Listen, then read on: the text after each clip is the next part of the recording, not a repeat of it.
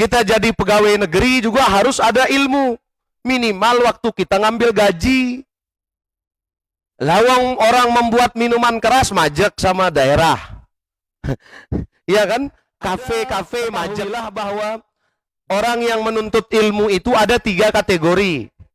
Ada orang menuntut ilmu untuk mencari bekal akhirat. Agar dia faham ajaran agama, faham kita bagus, amalannya juga bagus. Praktiknya juga bagus. Ajaran agama ini tidak ada yang salah. Hanya saja cara memahaminya yang salah. Paham kita yang belum benar. Kadang kita menggunakan pemahaman kita, tidak menggunakan fahaman ulama.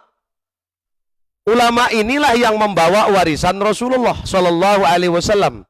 Maka ketika kita hadir di majelis ilmu, itu artinya kita mengambilkan diri kita bagian daripada warisan yang diwariskan oleh Nabi. Fa innahum lam yuwarithu dinaron wala dirhaman.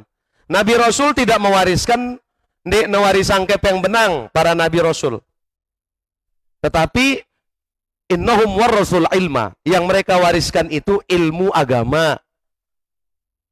Seluruh sisi kehidupan kita ini butuh ilmu agama. Kita jadi petani butuh ilmu agama. Ngumbe adab jadi petani, ngumbe hukum-hukum si terkait barang pegawaian teh. Jadi pedagang, harusnya kita paham dulu ilmu agama, ilmu jual beli, baru kita berdagang. Jangan sampai berdagang tanpa ilmu. Kita jadi pegawai negeri juga harus ada ilmu. Minimal waktu kita ngambil gaji. Lawang orang membuat minuman keras majek sama daerah. Iya kan? Kafe-kafe majek. Diskotik majek. Bahkan sawah kita, rumah yang tanah yang di atas bangunan, di atas tanah itu berdiri bangunan rumah kita pajak. Pajak ini kumpul di daerah menjadi PAD, pendapatan asli daerah. Orang buat sertifikat palsu, semua dananya masuk ke daerah. Orang yang buat sertifikat tanahnya yang halal pun juga masuk ke daerah. Bercampur jadi satu. Butuh ilmu agama. Bagaimana gaji itu supaya ketika kita ambil, bukan mengambil bagian yang syubhat. Kenapa? Idza ijtama'al halal wal haram gulibal halal. Idealnya kalau dia bercampur antara yang halal dan yang haram, kalahkan yang halal, menangkan yang haram, supaya kita tidak terjatuh kepada syubhat. Oleh sebab itu, bagi pegawai negeri, dia harus paham ilmu agama. Lalu bait gaji, haruslah dia berniat dari rumah. Kulalo bait gajingku. Saya berniat mengambil gaji saya bagian dari yang halal. Karena tidak semuanya haram. Contoh, pasar, peken. Enggak semua barang yang dijual di pasar itu halal. Maka bagi ibu-ibu, harus dia paham bagaimana niatannya untuk belanja ke pasar. Saya berniat ke pasar membeli barang yang halal. Karena tidak semuanya haram. Ilmu agama.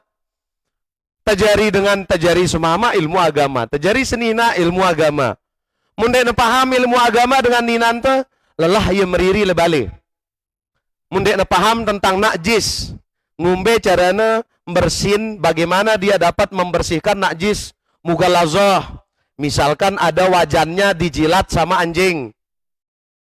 Dia pakai bekli sunlight, udah bersih, harum. Iya bersih tapi belum suci. Anaknya kencing lah, bagaimana dia kemudian mensucikannya? Merbot pun juga harus paham ilmu agama, supaya kalau ada tai cica atau kencing tokek, itu dia tahu bagaimana cara. Jangan sampai dia di sini kotorannya, lalu diambilkan selang, semua ruangan masjid, akhirnya najisnya mengalir. Nah kan ini penting sekali.